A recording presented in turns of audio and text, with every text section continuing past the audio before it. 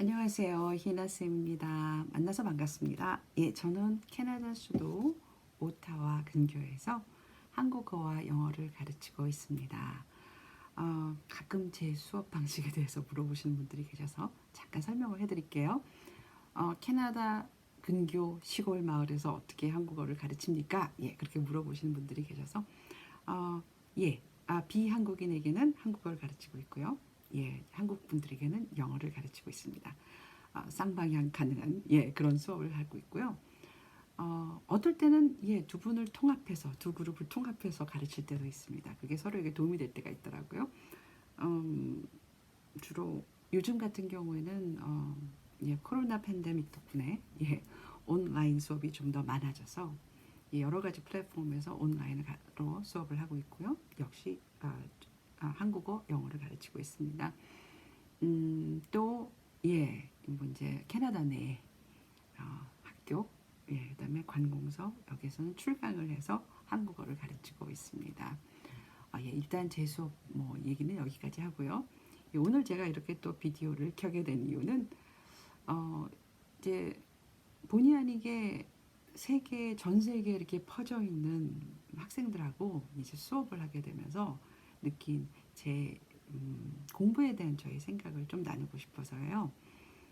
어, 제가 한 가지 느낀 게 있습니다. 전 세계에 있는 학생들하고 이제 수업을 하다 보니까 특히 이제 온라인 수업 같은 경우 1대1 수업이 많아요. 그래서 본의 아니게 학생들하고 깊은 대화를 하게 되는 경우가 있습니다. 그때 이제 느낀 게 각 학생들마다 배우는 방식이 다르다는 거예요. 단 한 사람도 배움의 방식이 같은 학생을 본 적이 없습니다. 다시 말해서 우리가 새로운 정보를 듣고 그것을 받아들이는 방법이 사람마다 다 다르다는 거예요. 그걸 하나 느꼈어요. 그래서 각 학생들마다 사실은 그 학생을 가르치는 접근 방식이 달라야 된다. 그런 결론을 내렸습니다. 밖에 지금 뭔가 트럭이 지나가나 봐요. 혹시 소리가 들리는지 모르겠는데 죄송합니다. 금방 가겠죠. 어, 그래서 그런데 정말 재밌는 것은 뭐냐면요. 다 다르기 때문에 사실은 진도 자체가 이렇게 일정하게 유지가 되지 않아요. 같이 시작을 해도 어떤 학생들은 좀 더 먼저 가는 학생들이 있고 빨리 가는 학생들이 있고 또 어떤 학생들은 좀 더 더디게 가는 경우가 있습니다. 그러면은 이거 사람마다 개인차가 이렇게 크면 결국은 결과도 다르지 않겠어요. 그런데 꼭 그렇지도 않아요. 한 2, 3년쯤 되면요. 어느 정도 이렇게 실력이 평준화가 이루어집니다. 시작 단계에서 어려움을 좀 더 겪는 분들이 있고 시작 단계에서 좀 더 편하게 학습을 하시는 분의 차이가 있다는 정도인 것 같아요. 그게 제가 내린 결론입니다.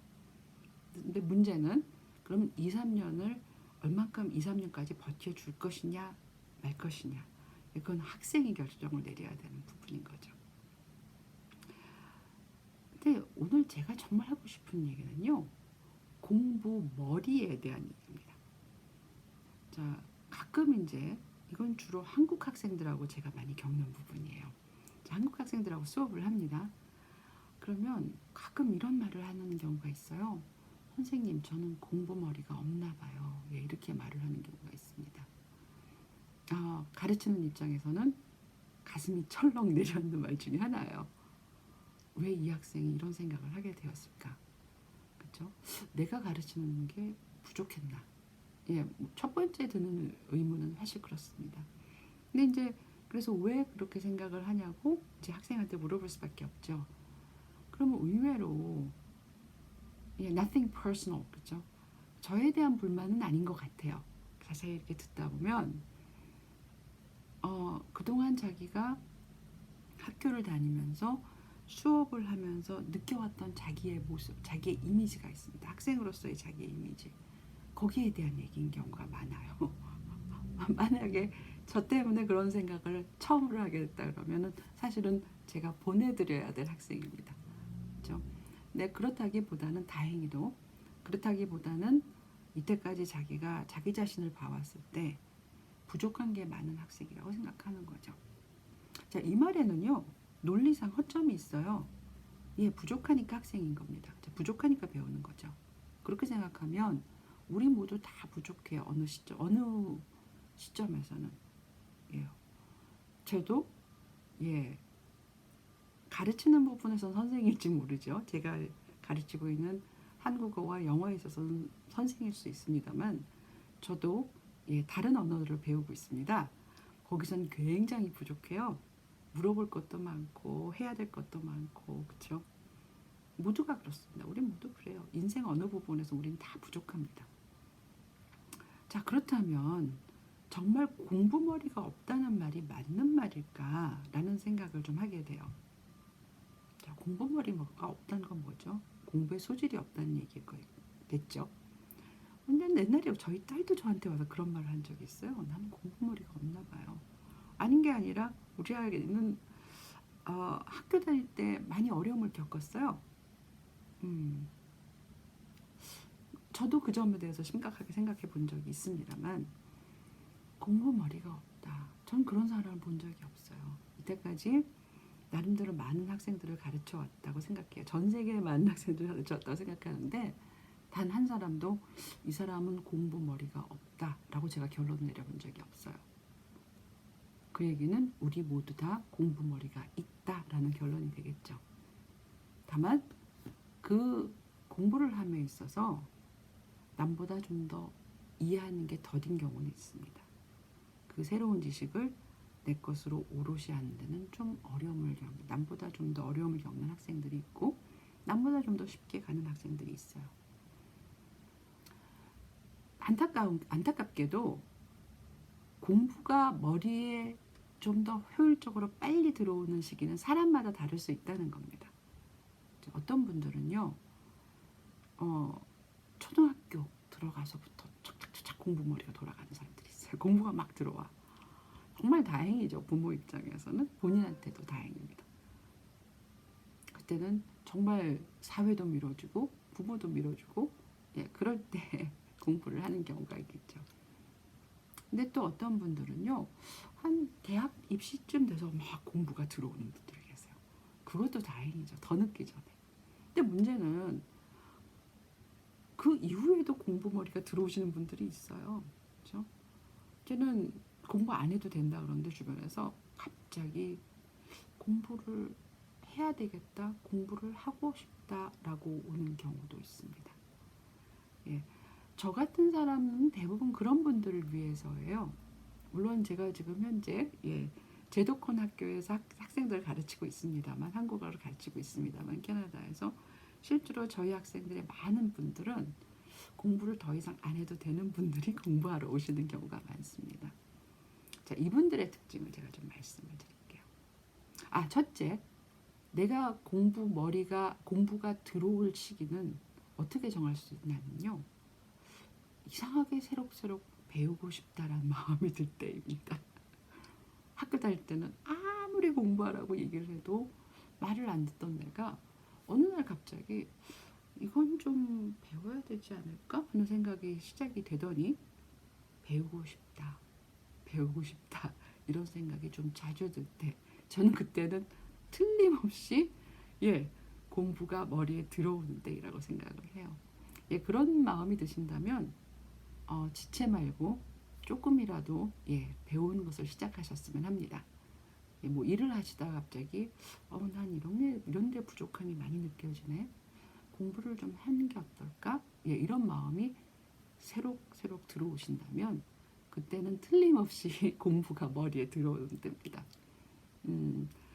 자, 문제는 우리가 제도권을 떠난 나이기 때문에, 제도권 교육을 떠난 나이기 때문에 예, 주변에서 확실하게 막 걱정하지 말고 공부만 해. 예, 이렇게는 안 해줄 거예요. 예, 또 비용도 좀 더 들 수 있습니다. 같은 시간을 투자하더라도 어쩔 수 없이 예, 사교육에 의지를 하셔야죠. 사교육에 의지를 하시는데 자, 저는 가끔 이런 생각도 들어요. 사교육도 공교육처럼 가는 경향이 있다는 특히 대한민국에서 그러니까 뭐 일대 다로 수업을 하고 그러는 수업은 사실 맞지 않으십니다. 더 이상. 그래서 예, 조금 시간과 노력을 들이시더라도 여러 분들을 만나보고 여러 선생님들을 만나보고 그 중에서 내가 가장 맞는다라는 분들을 선택하시는 게 맞다고 생각해요. 적어도 사교육에선 그렇습니다. 그다음에 또 하나는요. 제가 눈물이 나네요. 요즘 나이 때문인지 나도 모르게 눈물샘이 고장이 났는지. 또 하나는 글쎄요. 꾸준히 긴 호흡으로 가실 생각을 하셔야 된다고 봅니다. 예, 그러니까 정해놓으시고 일주일에 1시간, 2시간 이렇게 정해놓으시고요. 조금 길게 가실 생각은 하실 필요가 있다고 봐요. 예, 어느 정도의 인내심도 필요하시다고 봅니다. 또 한 가지는요. 선생님하고 수업하시면서 많은 분들이 이런 말씀을 하세요. 저도 이렇게 매번 이제 어느 정도를 이렇게 수업을 하면서 학생들한테 질문 있냐는 얘기를 많이 합니다. 질문 있어요. 그렇죠? 질문 있어요. 매 섹션이 끝날 때마다 질문 있어요. 이렇게 물어보는데요. 그때 그 시간을 잘 활용하십시오. 선생님한테 질문을 많이 하라는 얘기입니다. 이해를 못하셨으면 이해를 못했기 때문에 이해를 못했다고 말씀하시고 뭔가 좀 더 이해가 필요하면 좀 더 예를 들어달라고 말씀하세요. 또 하나는요. 가끔 이런 말을 하시는 경우가 있습니다. 질문 있어요? 그러면 아니에요. 질문은 없고요. 그냥 제가 따로 공부를 좀 해야 되는데 그걸 못해서 라고 얘기를 하실 때가 있어요. 자, 그것도 저는 좋은 질문거리라고 생각합니다. 어떻게 하면 외울 시간도 없고 외워지지도 않고 따로 공부할 시간이 없는데 이건 어떻게 하면 좋을까? 그때는 선생님한테 도움을 청하세요. 같이 복습 좀 합시다. 다시 한번 얘기해 주세요. 나 이거 외우는데 도와주세요. 그거 굉장히 좋은 수업 방법이거든요. 본인한테 필요한 걸 하는 거잖아요. 어차피. 예. 그래서 그런 식으로 공부를 좀 해준다면 정말 내가 어제는 몰랐던 것을 오늘 다시 아는, 오늘 알게 되는 그런 수업이 될 거라고 생각합니다. 또 하나는요. 정말 본인이 공부머리가 없다라고 생각하시는 분들에게 제가 꼭 물어보는 말이 있어요. 게임을 좋아하세요? 예, 그러면 한 10중 8구는 게임 좋아하신다고 합니다. 왜 좋아하죠? 예, 승부죠. 예, 그게 상대에 대한 게임이죠. 상대를 이기는 거기에 대한 희열. 저도 뭔가 내가 노력을 했다라는 그 희열. 승부를 위해서.